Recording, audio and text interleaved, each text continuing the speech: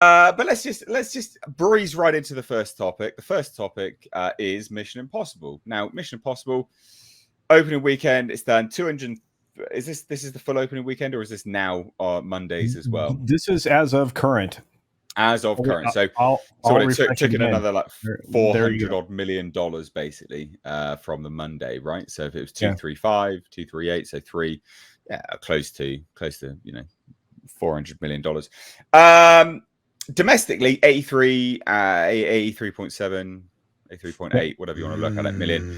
And then 154.9, so 155 million worldwide. Look, I'm gonna give Tom the floor because I know, Tom, you disagreed with everything I said on VR. I'm not everything you guys were saying. But obviously you've heard my argument, so I want to hear yours, yeah. and then I'll sort of chip in. I want to know what you think, because you know what I think. And guys, you've seen my reports on this. I don't think it's a massive flop, but what do you think, Tom? I'll give you the floor, bud.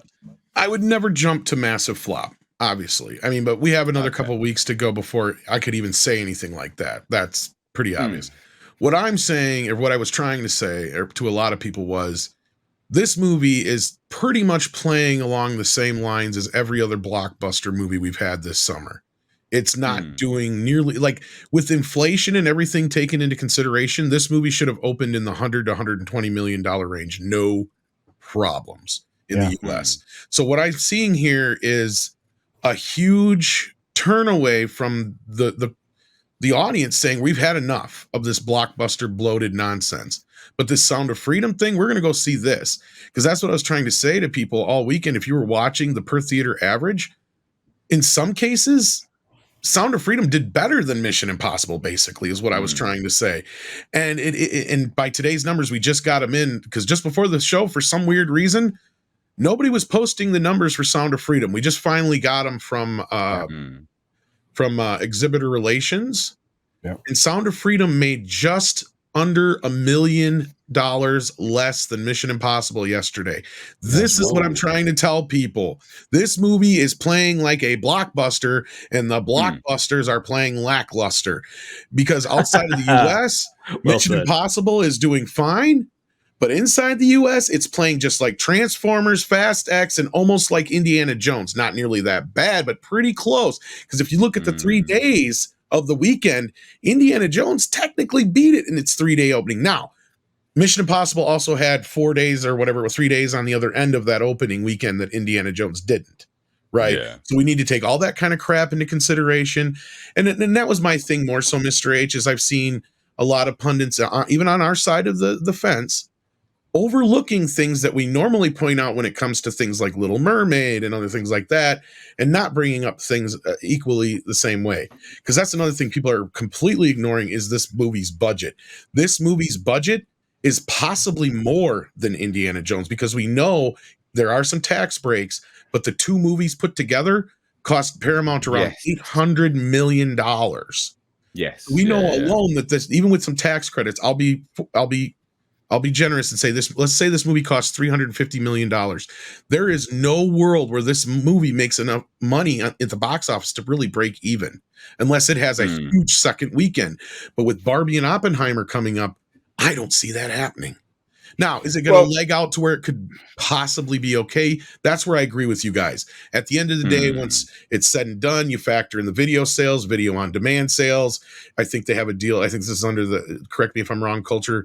Isn't this one of the ones they have with an Amazon deal where this goes to Amazon or something like that first? So they got money coming from there. Yeah. The movie will break even at some point and be okay, especially with video sales and everything. I'm not trying to be all doom and gloom, but what I am saying here is, people are not going to the blockbuster movies anymore. They're not going to the studio pictures. Sound of Freedom, on the other hand, they're going to in droves. Yeah. And it's gaining ground as opposed to losing ground. And that's the thing. I don't see Mission Impossible gaining any extra ground. It's got Oppenheimer and Barbie to compete with this weekend. Frankly, it's going to be in third or fourth place, because I think Sound of Freedom's going to squeak in there and might even do better than Oppenheimer, because Oppenheimer's a 3-hour movie, and that's all I got left to say on that. Okay, right. Let me jump in there. It's like a DJ disc on repeat there. Let me jump in. So, I agree. I mean, a lot of what you're saying is kind of a lot of what you're saying is kind of what I had already said, I guess, to a degree. Yes. Yes. You can't judge this on its opening weekend. You can to a degree, but you also can't, because looking at the historical reference, and this is where loads of people are getting misconstrued, I believe, is that, you know, because a lot of people go, well, this didn't reach major numbers opening weekend. You're a hypocrite because, you know, you call a Marvel movie a bomb when it does. Yeah, because a Marvel movies, we have historical reference to work off with respect to the box office. And when you're looking at the likes of a Marvel movie, it's heavily front loaded. These movies are not, they always have legs. That's how they make their money. And they actually don't make much money domestically. But you know, it's the international markets that clean up. You still have Japan, which is a huge market. In fact, it was like $100 million market for the last Mission Impossible. That's nothing to shrug at. That's massive. So I think those are really important things to note. And if we're looking at the movies which it's going to go up against, right, Barbie and Oppenheimer, Barbie is not competition for Mission Impossible. It's just not. That's counter programming. In my eyes, I'm sure people disagree. I'll give you the floor in a minute. But I think that's more counter programming than anything else. And I think as well, Oppenheimer's the thing which I don't know where it's going to land. I think it's either going to go one of two ways. It will be a mega blockbuster, or it will just fall dead on its ass. Because I don't see much hype about it. I haven't seen many people talking about it. But I will give you this, Tom, is that you are right. This movie has seemingly turned people off. And I don't think it's necessarily because it's a blockbuster, it's a big budget film. A lot of people are coming back going, it's because it's part one. A lot of people there's that too. A lot of comments coming through on videos where it's part one. I'm going to give it a miss. I'm going to give it a miss until until the second one's out. And I'm like, I mean, look, I watched the movie. I think that they wrapped it up well enough. You know, I know some people disagree. I think you disagree with that. You think it's an incomplete film. But to me, I think they wrapped it up well enough. But look, is it a flop? No, not yet. It's not a bust yet. You wouldn't be able to tell that this is a flop until at least 2 weeks after. So 3 weeks from now, basically. Yeah. 2 weeks after from Oppenheimer. Because you got to see where Oppenheimer and Barbie land, and then whether Mission Impossible legs out past that. That's realistic, I think, in determining whether this is a flop based on the historical reference. But that's my thoughts. Over to you, Culture. I'm with you, though, in a lot of ways. I mean, we do not have a historical frame of reference. A lot of people are finally bringing that to the conversation because they did a 5-day opening. There's never been any 5-day opening like it. There were no holidays associated with this film, with its early start, and all of these other things. And it was all done in an effort to capture those premium large format screens. And, to a certain extent, it did do that. But you bring all the right points to the conversation, and yet we still won't know an answer until, as you said, next weekend, because we need to know what the fall off is going to be, because day to day, it's even inconsistent. If you look at the numbers, day to day since it opened, what it's performing at. So my thoughts are always going to be aligned with, is there precedent for it? Where does the other film go? Yes, the international numbers are a little lower than I would have anticipated. But Tom's point that I see is that domestically it disappointed me, because I thought at minimum it'd make 105 million open here in the States and in Canada, right? It should have, yeah. I thought that was minimum. I thought it was more like 125. I also expected this thing to go well over the 250 estimation that they had in the front of it. Yeah. I thought by the time we got to Sunday, we'd be over that 250 number. I thought we'd be closer to 275. Regardless, it doesn't matter. My expectations weren't met. That doesn't call the performance of the film into question. But to your point, and a lot of people's points, it felt like they could have just ended the film and set you into the next part without calling it out part one and part two. Because I think that largely, I'm really surprised that they did that.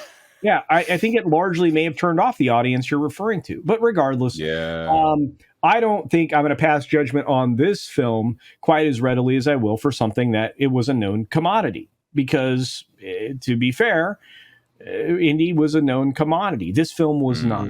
there wasn't a lot of outside of the stunts. There wasn't a lot of foreshadowing of what this film was going to be. Whereas Andy, we knew what that film was. Oh, you mean in that respect? I thought you meant in general. Look, there's only like one or two more points, and then I'd love to hear what Andre and Jonas think about this. And that is, as far as like the counter programming thing, Nate, you could be right. But here's the thing: I think that Barbie is going to steal a big chunk of the female audience that would go see Mission Impossible.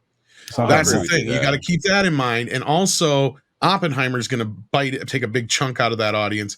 And the thing about Sound of Freedom is, and this is where I say Top Gun 2, and this I've said this a couple times now, so I apologize for those who've heard it, but I'll keep it as quick as I can. I think Top Gun 2 is the anomaly, not Tom Cruise. I don't think people made that movie a $1 billion+ sequel because of him being in it. I think it was because it was a sequel to one of the most iconic films of the 80s, and word of mouth was that it was good, and it had nothing really for competition to go up against. I mean, there was a few movies here and there, but it didn't matter. It just kept plowing through them. I think Sound of Freedom is going to do that similarly, because Sound of Freedom is pulling in that 45 to 55 demographic that made Top Gun 2 the hit that it was, because those are the people that don't normally get out and go see movies. But Paul Chatto is right, I think, as well. Demographically, I don't think a lot of millennials and Zoomers are going to movies. Sure, there are some, but the movie they went to see this year was Spider-Verse. That was it. Yeah. So that's my points, and I'm done. Sorry.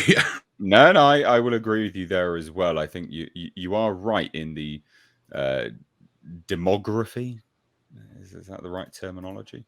Of people going to cinemas now. Like, I mean, but I will say this, and I think it's important, is that you can't look at Mission Impossible on a domestic range, because historically it's not they have not made or broken themselves on the domestic market. It has actually been the international market. Japan was ginormous for the last Mission Impossible, $100 million market.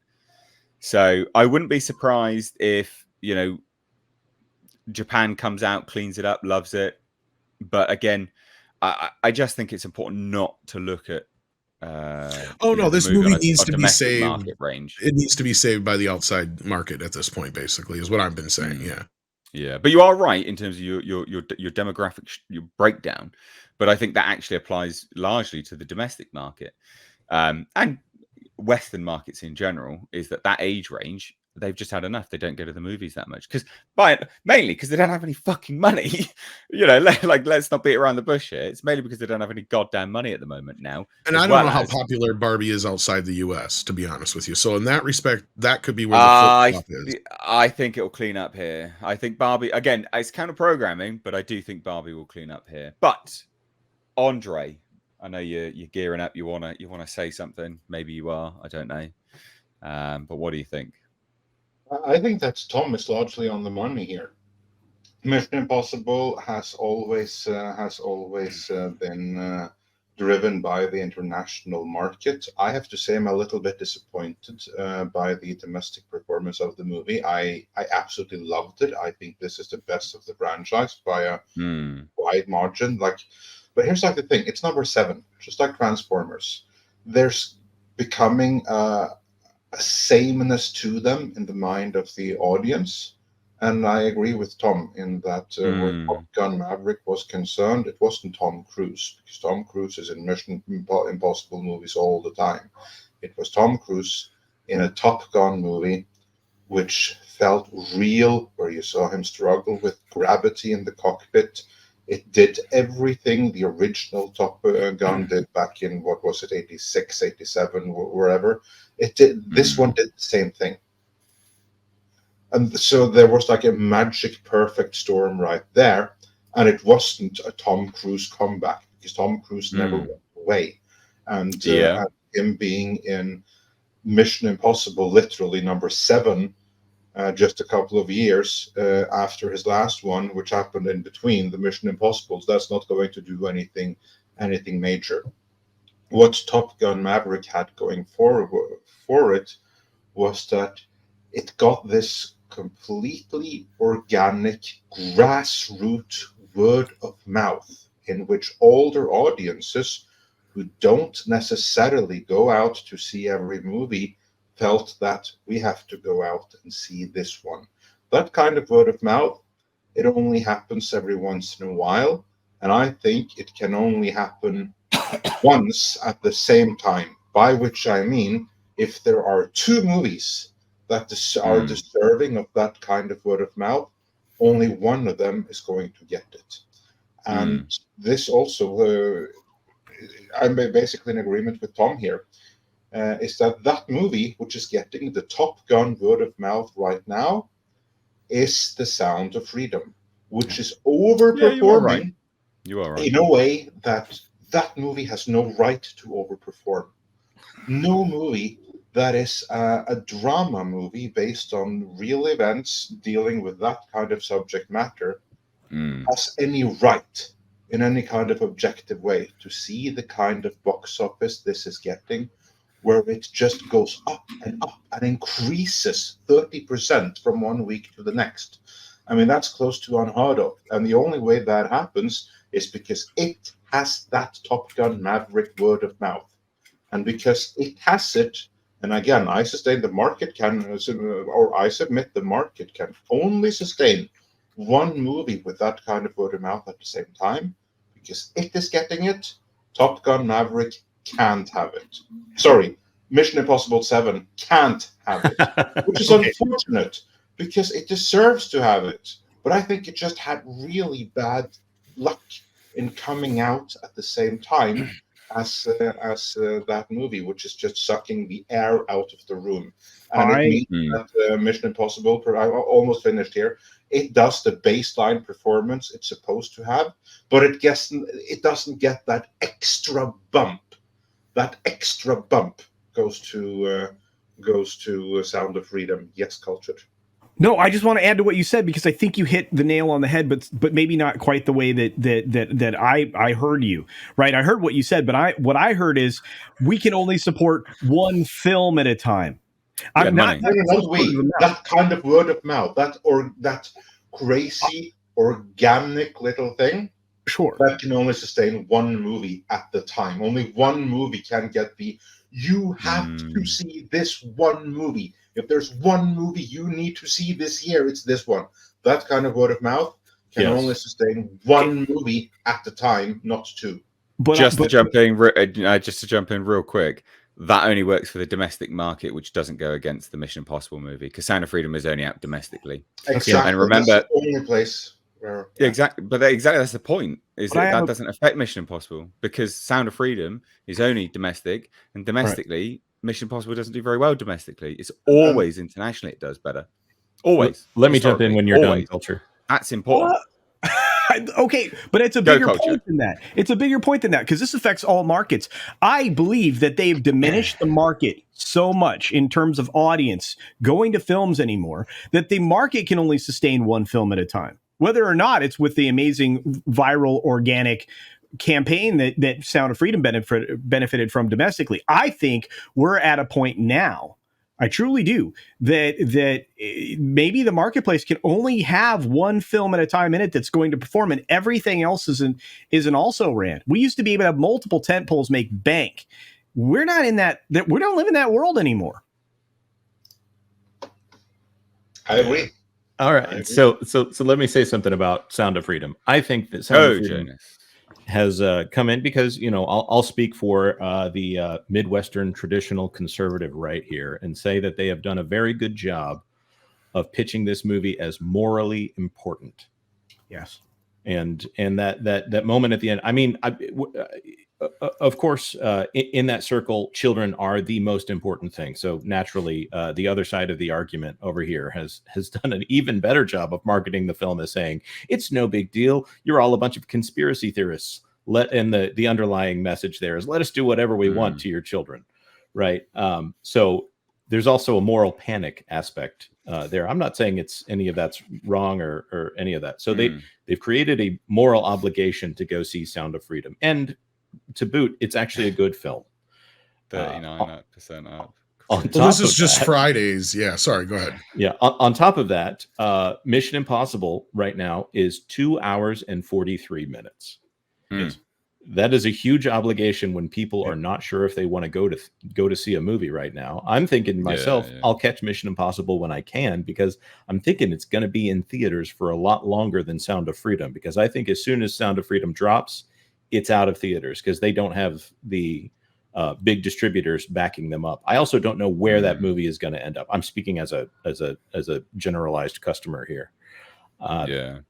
So and Barbie and Oppenheimer, okay, yeah, there's maybe some people that are going to walk into that blind, but I think Christopher Nolan, the idea of going to see a Nolan film, I think he got a big boost from being attached to Batman, and then Interstellar and Inception. I think the luster to general audiences has fallen off since the pandemic, and Tenet was used as fodder.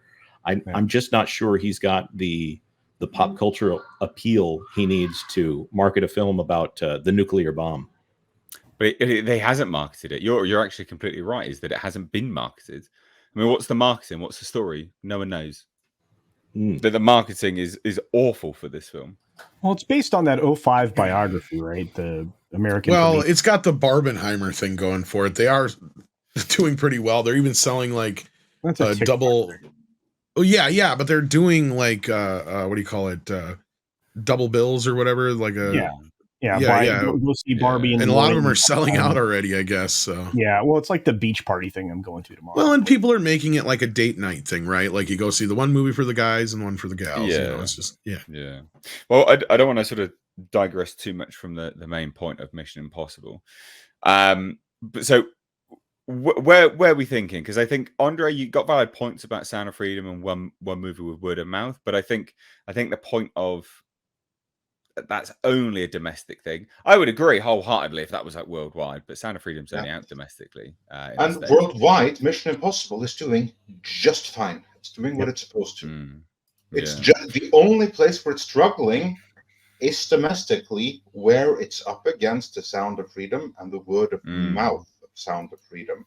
I do believe that without the Sound of Freedom being there, and again, Sound of Freedom should be there. This is a problem of timing, because I think that both of these movies do well.